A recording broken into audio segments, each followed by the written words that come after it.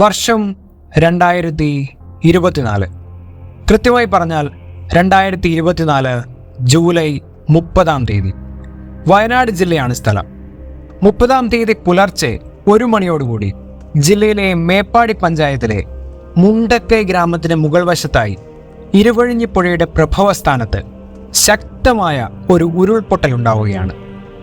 പ്രദേശത്തെ ജനങ്ങൾ എല്ലാവരും ഉറക്കം പിടിച്ച സമയമായിരിക്കാം ഇത്. എന്താണെങ്കിലും ഭീകരമായ ഉരുൾപൊട്ടലിനെ തുടർന്ന് ജനങ്ങൾ പ്രാണരക്ഷാർത്ഥം ഓടി രക്ഷപ്പെടുകയാണ്.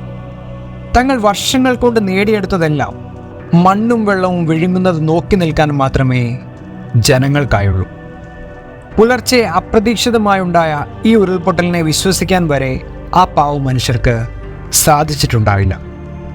ഒരു വിധത്തിൽ ആദ്യത്തെ ഉരുൾപൊട്ടലിനെ ഭാഗികമായി അതിജീവിച്ച് സുരക്ഷിത സ്ഥാനങ്ങളിലെത്തിയ ജനങ്ങളെ നടുക്കിക്കൊണ്ട് മണിക്കൂറുകൾക്കിപ്പുറം പുലർച്ചെ 4:30 അത്യന്തം പ്രഹരശേഷിയുള്ള രണ്ടാമത്തെ ഉരുൾപൊട്ടലും ഉണ്ടാവുകയാണ്. ഈ ഭീകരമായ ഉരുൾപൊട്ടലിൽ ജനങ്ങൾ ചിന്നിച്ചിതറി, വീടുകൾ മണ്ണിനടിയിലായി. തങ്ങളുടെ ജീവിതത്തിൽ ഇതുവരെ അനുഭവിക്കാത്ത ദുരിതക്കയത്തിലേക്ക് ജനങ്ങൾ മുങ്ങിത്താണു. ഔദ്യോഗിക കണക്കനുസരിച്ച് 300-ലധികം ജീവനുകൾ എടുത്ത വിനാശകരമായ ഈ ഉരുൾപൊട്ടൽ ബാധിച്ചത് വയനാട് ജില്ലയിലെ മുണ്ടക്കൈ, ചൂരൽമല പ്രദേശങ്ങളെയാണ്. എൻ്റർടൈൻമെൻറ്റിൻ്റെ മറ്റൊരു വീഡിയോയിലേക്ക് നിങ്ങളെല്ലാവരെയും ഏറ്റവും സ്നേഹത്തോടെ ഞാൻ സ്വാഗതം ചെയ്യുന്നു. ഇന്ന് നമ്മൾ കാണുവാൻ പോകുന്നത് ഉരുൾപൊട്ടൽ എന്ന പ്രകൃതി ദുരന്തത്തെക്കുറിച്ചാണ്. അപ്പോൾ നമുക്ക് വീഡിയോ തുടരാം. ശക്തമായ മഴ തുടർച്ചയായി പെയ്യുമ്പോൾ മണ്ണിനടിയിലേക്ക് വളരെയധികം ജലം സ്വാഭാവികമായും ഇറങ്ങിച്ചെല്ലുന്ന ഈ ജലം ഭൂമിക്ക് താങ്ങാവുന്നതിലും അധികമാകുമ്പോൾ മണ്ണിനടിയിൽ ജലത്തിൻ്റെ മർദ്ദം വർദ്ധിക്കും. ഇതേ തുടർന്ന് ആ പ്രദേശത്തെ മണ്ണും കല്ലുകളും പുറത്തേക്ക് തകർത്തെറിഞ്ഞുകൊണ്ട് ജലബോംബ് അതിശക്തമായി പുറത്തേക്ക് തള്ളപ്പെടും. ജലബോംബിൻ്റെ ഈ ശക്തമായ വരവിൽ ആ പ്രദേശത്തെ സകലമാന മരങ്ങളും വീടുകളും തുടങ്ങി അവിടെയുള്ള എല്ലാ വസ്തുക്കളും നാമാവശേഷമാകും. ഇങ്ങനെയുള്ള ഈ പ്രതിഭാസത്തെയാണ് ഉരുൾപൊട്ടൽ എന്ന് വിളിക്കുന്നത്. ഏകദേശം 22 ഡിഗ്രിക്ക് മുകളിൽ ചെരിവുള്ള മലമ്പ്രദേശങ്ങളിലാണ് ഉരുൾപൊട്ടലുകൾ ഉണ്ടാകാൻ സാധ്യത കൂടുതൽ. ഉരുൾപൊട്ടലിൻ്റെ പ്രഹരശേഷി വളരെ വലുതാണ്. വലിയ ശബ്ദത്തോടുകൂടി സംഭവിക്കുന്ന ഈ ദുരന്തം ഒരു പ്രദേശത്തെ മുഴുവൻ നശിപ്പിക്കും. സ്വാഭാവികമായും വലിയ മലകളിൽ നിന്നും കുന്നുകളിൽ നിന്നുമൊക്കെ ഉരുൾപൊട്ടലുകൾ സംഭവിക്കുമ്പോൾ ശക്തമായി ജലവും മണ്ണും പുറത്തേക്ക് കുത്തിയൊഴുകുന്നതിനാൽ ജലം ഒഴുകുന്ന ആ കുന്നിന് താഴെയുള്ള പ്രദേശം മുഴുവൻ ഈ ദുരന്തത്തിൻ്റെ പരിണിത ഫലം അനുഭവിക്കും. ഉരുൾപൊട്ടലിന് കാരണങ്ങൾ പലതാണ്.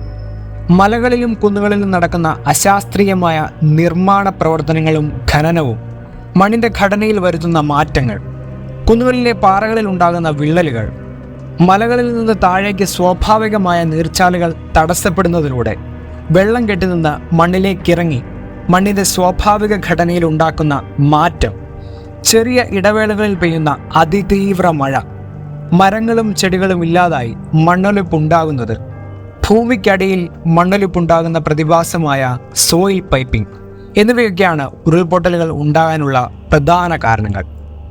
ദേശീയ ഭൗമശാസ്ത്ര ഗവേഷണ കേന്ദ്രത്തിൻ്റെ 2010 പഠനം പറഞ്ഞു വയ്ക്കുന്നത് കേരളത്തിലെ ഭൂപ്രദേശത്തിൻ്റെ 14.4% മേഖലകൾ ഉരുൾപൊട്ടലിന് സാധ്യതയുള്ളവയാണെന്നാണ്.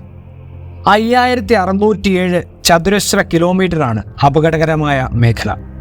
ഇതിൽ വയനാട്, നെടുമങ്ങാട്, മീനച്ചിൽ, കാഞ്ഞിരപ്പള്ളി, തൊടുപുഴ, ഉടുമ്പൻചോല, ചിറ്റൂർ, മണ്ണാർക്കാട്, നിലമ്പൂർ, ഏറനാട്, തളിപ്പറമ്പ് എന്നീ താലൂക്കുകൾ ഉൾപ്പെടുന്നു. ഉരുൾപൊട്ടലുമായി ബന്ധപ്പെട്ട ഏറ്റവും വലിയ വെല്ലുവിളി ഉരുൾപൊട്ടൽ കൃത്യമായി പ്രവചിക്കാനോ ഈ ദുരന്ത പ്രതിഭാസത്തെ പൂർണ്ണമായും തടയാനോ കഴിയുന്ന സാങ്കേതിക വിദ്യ ഇനിയും കണ്ടുപിടിച്ചിട്ടില്ല എന്നുള്ളതാണ്.